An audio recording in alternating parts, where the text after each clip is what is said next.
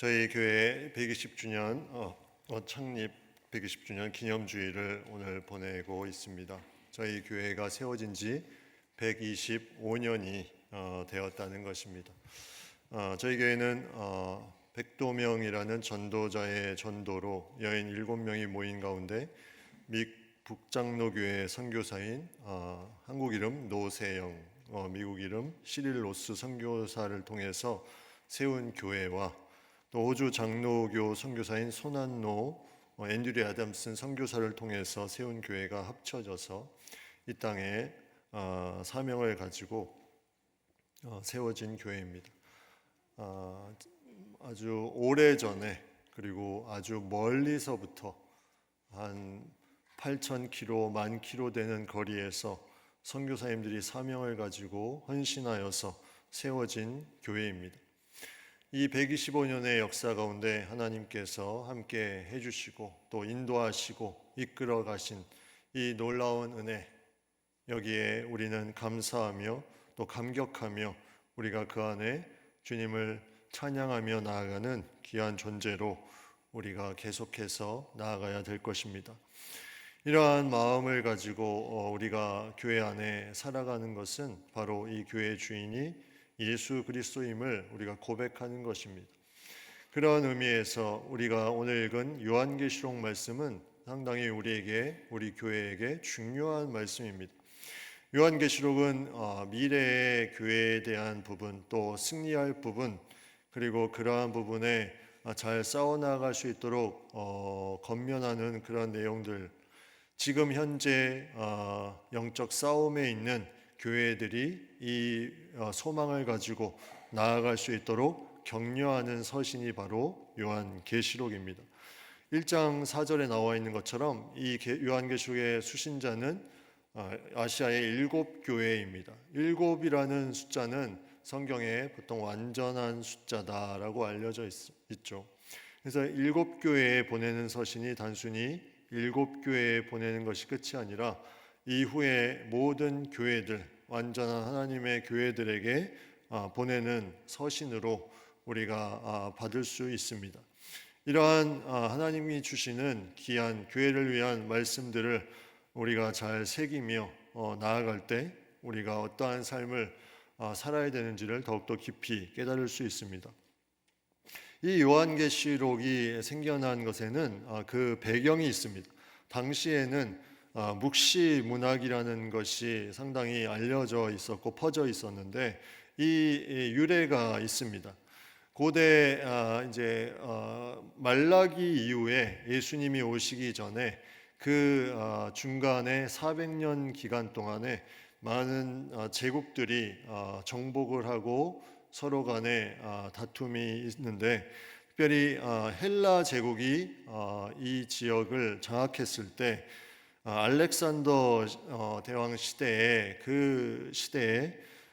많은 다툼과 그런 어떤 전쟁 속에서 이 알렉산더가 아시아뿐만이 아니라 아프리카, 유럽까지 그 세력을 확장하게 됩니다. 그 기세가 너무 커서 인간의 힘으로 나라를 하나씩 정복해 나아가는 그 권세가 너무나 커서 알렉산더는 대제라는 호칭을 받을 정도로 그렇게 뛰어난 그 당시에 알려진 왕이 되었습니다. 그러나 그는 그러한 위세에도 불구하고 33살의 나이에 20살의 왕위에 올라서 33살의 나이에 죽게 됩니다. 이 모든 헬라의 제국이 알렉산더가 죽음으로 인해서 그 밑에 있는 장군들이 이 나라를 나눠서 통치를 하게 되는데 한 4나라 정도가 나눠지게 되는데 그 중에 한 나라가 셀레우쿠스 왕조라는 나라입니다. 이 셀레우쿠스 왕조의 왕들 중에 아주 악한 왕이 하나 있었는데 바로 안티오코스 4세라는 왕입니다. 이 왕의 박해로 인해서 이 묵시문학이 생겨나기 시작합니다.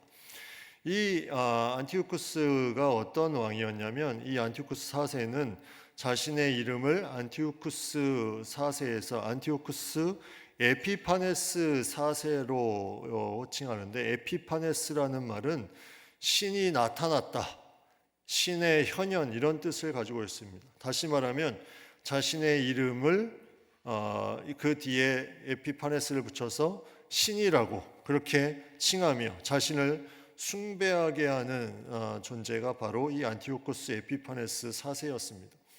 유대인들이 여기에 대해서 믿음을 가지고 참된 신앙을 가지고 나아가자 에피파네스는 광적인 분노를 하기 시작합니다. 그래서 유대인들이 율법을 지키지 못하게 하고 또 할례를 받지 못하게 하고, 할례를 하면 그 아이를 죽일 뿐만 아니라 그 부모까지 죽이는 일을 범하고, 그리고 성전에 이방신 제우스 신을 갖다 놓으면 그 신의 제단을 거기에 놓고, 유대인들이 가장 부정하게 생각하는 동물인 돼지를 제물로 성전에서 드리고 그 돼지 피를 성전에 뿌리는 그러한 악랄한 박해를 일삼게 됩니다. 이러한 참혹한 박해 가운데 타협하지 않고 저항했던 사람들이 있었습니다.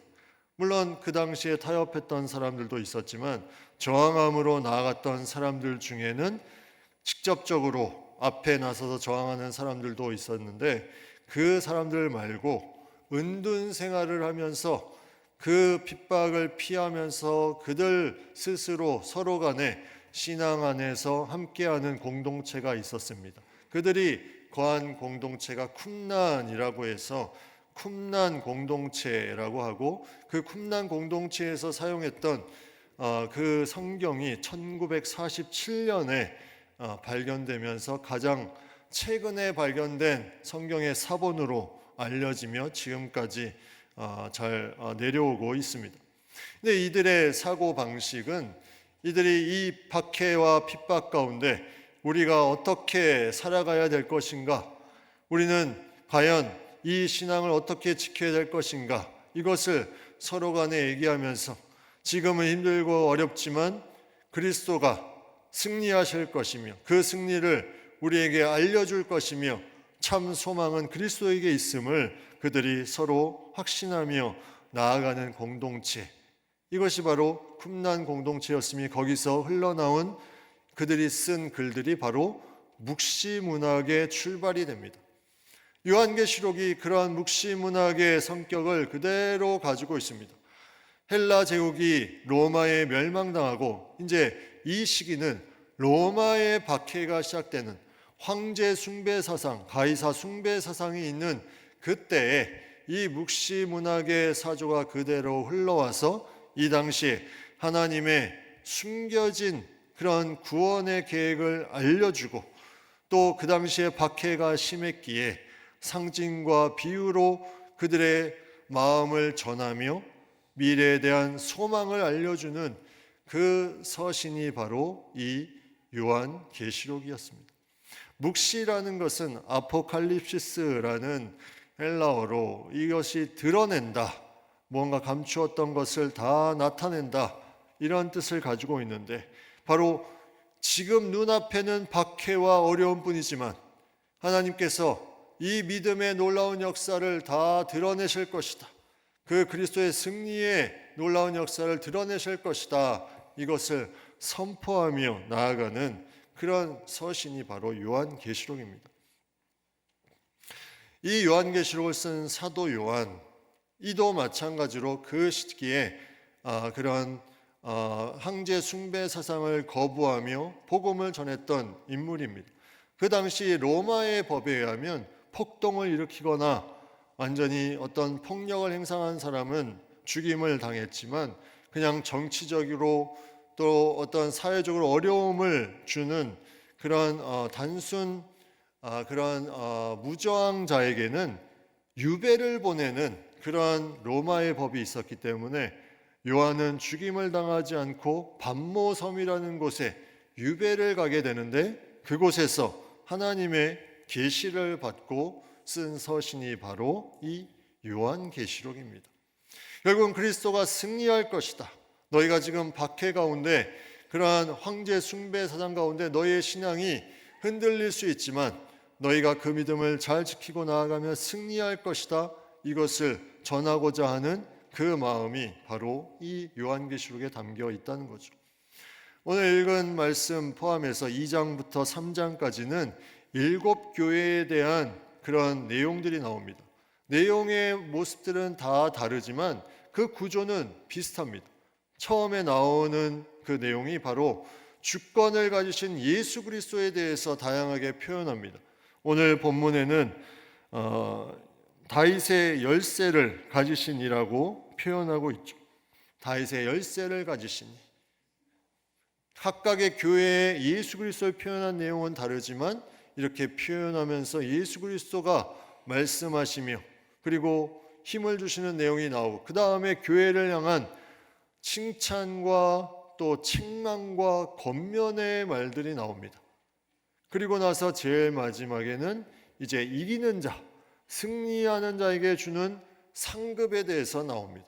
7교회에 이 부분을 줬다는 것은 바로 우리에게도 적용돼서 우리가 지금 있는 교회 또 각 개인 하나님의 성전된 각 개인에게도 주신 말씀으로 우리가 받을 수 있습니다.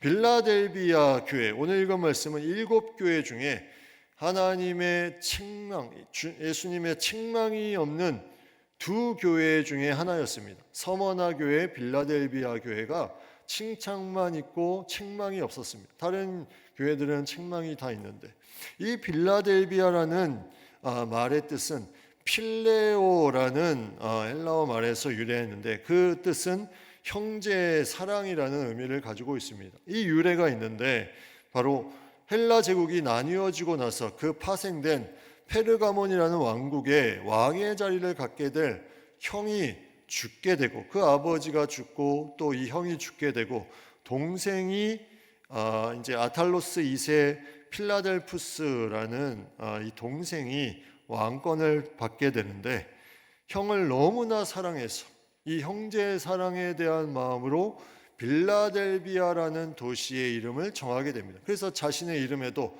필라델푸스라는 그 이름을 거기에 별칭으로 넣게 되죠. 근데 이 도시는 너무나 그 당시에 중요한 도시였습니다. 무역의 중심이요 또 모든 오고 가는 교통의 그러한 관문이었습니다. 터키, 지금 말하면 튀르키예에서부터 이 아시아, 이 사우디아라비아 쪽에 있는 그 걸친 그러한 곳에 나아가는 그런 관문으로 계속해서 쓰임받는 도시가 바로 이 도시였습니다. 근데 이 도시에는 또 하나의 모습이 있었는데 그게 뭐냐면 지진이 잦은 곳이었습니다. 이 에게 바다 쪽에 있는 이 지진층이 이 지역에 물려 있어서 지진이 자주 일어났다는 기록이 고대 문헌에 계속해서 기록이 되어 있다고 합니다. 실제로 주 17년에 대지진이 일어나서 심각한 피해를 입었다는 기록도 있습니다. 당시 기독교인들의 상황을 한번 보십시오. 로마의 핍박 그리고 이 지진, 밖으로는 계속 핍박이 있고 또 환경적으로는 이 지진이 계속 일어나는 이때 얼마나 이 신앙을 지키기가 어렵겠습니까? 그 믿음을 갖는 것이 얼마나 어렵겠습니까? 게다가 오늘 말씀해 보니까 9절 말씀에 이러한 말씀이 있습니다. 보라, 사탄의 해당 곧 자칭 유대인이라 하나 그렇지 아니하고 거짓말하는 자들이 있다는 겁니다. 이들은 누구일까요? 그들은 자칭 유대인이라 하나 그들이 스스로 유대인이라고 말하지만 그들은 거짓말하는 자들인데 그들이 모이는 모임을 뭐라고 말하냐면 사탄의 회당이다 이렇게 말합니다. 다시 말하면 내부에 적이 있었다는 거죠. 믿는 사람들을 힘들게 하는 거짓말하며 자신들이 자칭 유대인이라고 하는 유대인의 모습을 가지면서 전혀 그렇게 신앙으로 살지 못하는 그러한 사탄의 무리가 있었다는 것입니다. 그러니까 한번 생각을 해보십시오. 내적으로 이러한 무리, 거짓말하는 무리가 있고 밖으로는 로마의 핍박이 있고 또 환경적으로 지진이 계속 일어납니다. 이런 곳에서 이 믿는 사람들이 어떻게 이 신앙을 가졌겠습니까? 내가 과연 지금 믿는 것이 제대로 믿는 것인가? 하나님은 살아계시는가? 왜 우리를 이러한 어려움 속에 그냥 두시는가? 이러한 부분에 있어서 바로 하나님이 이 빌라델비아 교회에 이 요한을 통해서 서신을 보내고 있는 것입니다. 이들은 이러한 가운데서 놀라운 그들의 신앙을 가지고 살아갔습니다. 오늘 말씀 8절에 보면 이렇게 말씀합니다. 내가 내 행위를 아노니 내가 작은 능력을 가지고도 내 말을 지키며 내 이름을 배반하지 아니하였도다. 내가 작은 능력을 가지고도, 여기서 말하는 작은 능력은 사회적으로, 경제적으로, 어떤 세력적으로, 외적으로 힘이 없는 그러한 세력을 말합니다. 실제로 그 당시 그리스도인들이 그랬지만, 빌라델비아 교인들이 그랬지만 그들이 내 말을 지키며 내 이름을 배반하지 아니하였다. 그러한 상황 속에서도 하나님의 말씀을 지키며 배반하지 않았습니다. 여러분, 교회의 교회됨이 바로 여기에 있다고 생각합니다. 교회의 교회됨은 바로 이 부분입니다. 하나님의 말씀을 지키며 배반하지 않는 성도들의 모임, 하나님의 말씀을 내가 부족해도 작은 능력을 가져도 굳건하게 지키며 나아가는 그 모임이 바로 교회의 교회됨이라는 거죠. 하나님은 능력 있는 자를 찾으시는 것이 아니라 하나님께 온전히 의지하는 자를 찾으시는, 그 놀라운 하나님의 사랑 가운데 나아갈 수 있는 교회. 여러분, 교회는 대단한 일을 해서 교회가 아닙니다.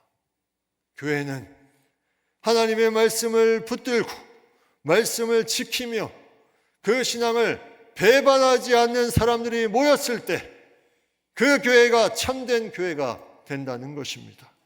교회의 규모와 그 교회의 세력과 그 교회의 재력과 이런 것이 중요한 것이 아니라 하나님의 말씀을 얼마나 지키며 나아가느냐, 하나님의 말씀대로 살아가며 배반하지 않느냐, 그 삶이 교회의 본질임을 우리에게 분명하게 말씀하고 있습니다. 교회에서 숫자를 세고 돈을 세고 세력을 따지는 것이 아니라 말씀을 얼마나 지켜나가느냐, 얼마나 배반하지 않느냐, 그 부분을 가지고 나아가는 것이 교회라는 말입니다. 이것을 위해서 우리가 훈련해야죠. 훈련. 갑자기 깨알 광고를 좀 해야 되는데 제자 훈련 하십시오. 이게 바로 되는 것이 아닙니다. 환난과 핍박 가운데 내가 하나님의 말씀을 지키며 배반하지 않는 것, 그냥 되는 것이 아닙니다. 하나님은 이 빌라델비아 교회에게 이렇게 말씀합니다. 내가 다윗의 열쇠를 가졌으니 내가 열면 닫을 자가 없고 내가 닫으면 열 자가 없다. 바로 주님께서 이 모든 것의 주인이며 그 열린 문으로 나아가면 놀라운 무한한 능력이 있음을 빌라델비아 교회에게 또 우리에게 말씀하고 있습니다. 내가 작은 능력을 가지고 끙끙대고 있습니까? 내가 열린 문으로 나아가지 않고 내 힘으로 무엇인가 이루어 보려고 끙끙대고 있습니까? 내가 열린 문을 열어놓았다. 네가 말씀을 지키고 나오면 그 문 가운데 있는 무한한 능력 가운데 너의 모든 것이, 지금 힘들고 어렵고 핍박 가운데 있는 모든 것이 그 열린 문 속에서 놀랍게 응답될 것이다. 이것을 우리에게 오늘 말씀해 주고 있습니다. 여러분, 열린 문으로 나아가면 놀라운 것을 경험할 수 있습니다. 열린 문으로 나아가면 놀라운 것을 얻을 수 있습니다. 문 앞에서 여기로 갈까 저기로 갈까 어떻게 해야 될까? 우왕좌왕하지 마시고 열린 문으로 확실하게 들어가십시오. 그러면 우리가 경험하지 못한 놀라운 것들을, 놀라운 은혜를 경험하게 될 것입니다. 마태복음 16장 18절 말씀, 또 내가 내게 이르노니 너는 베드로라. 내가 이 반석 위에 내 교회를 세우리니 음부의 권세가 이기지 못하리라. 이 환난 가운데 빌라델비아 교회가 하나님의 놀라운 그 믿음을 가지고 말씀을 지키며 배반하지 않고 열린 문으로 나아갑니다. 그리하여 하나님의 놀라운 그 영원하고 무궁한 열린 문의 은혜를 받으며 이겨내기 시작합니다. 그러한 성도를 주님께서 칭찬하십니다. 오늘 그러한 성도에게 주는 하나님의 은혜가 9절부터 계속해서 주어지며 약속하고 계십니다. 9절에 이렇게 말씀하고 있습니다. 그 사탄의 해당 자칭 유대인이라 하나 그렇지 아니하고 거짓말하는 자들 중에서 몇을 내게 주어 그들로 와서 내 발 앞에 절하게 하고 내가 너를 사랑하는 줄을 알게 하리라. 그 핍박했던 자들, 괴롭혔던 자들, 그들이 열린 문으로 나아간 그 빌라델비아 교회들, 그 성도들 앞에 와서 절하게 무릎 꿇게 하고 내가 너를, 주님께서 그 교회를 사랑하시며 그 성도를 사랑하심을 알게 할 것이다.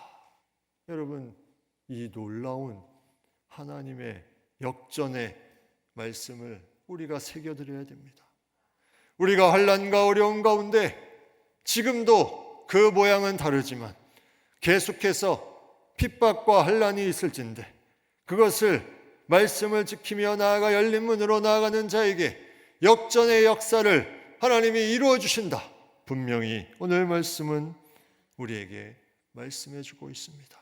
오늘 말씀 10절에도 계속해서 말씀합니다.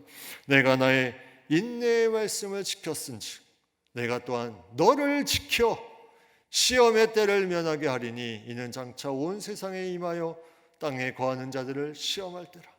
마지막에 임할 최후의 심판의 때, 그 환난의 때를 면하게 해줄 것이다. 하나님의 이 엄중한 말씀을 우리가 새겨들어야 됩니다. 인내로 말씀을 지키며 내가 문 앞에서 머뭇거리지 말고 세상의 가치와 믿음의 가치에 저울질하지 말고 확실하게 말씀을 지키며 열린 문으로 나아가면 하나님께서 이 시험의 때를 면하게 할 것이다. 놀라운 약속의 말씀을 우리에게 주고 있습니다. 그래서 이 마음으로 가지고 나아가는 이 성도들에게 예수님께서 이 땅에 계실 때 하신 말씀이 있습니다. 요한복음 16장 33절, 세상에서는 너희가 환난을 당하나 담대하라. 내가 세상을 이기었노라.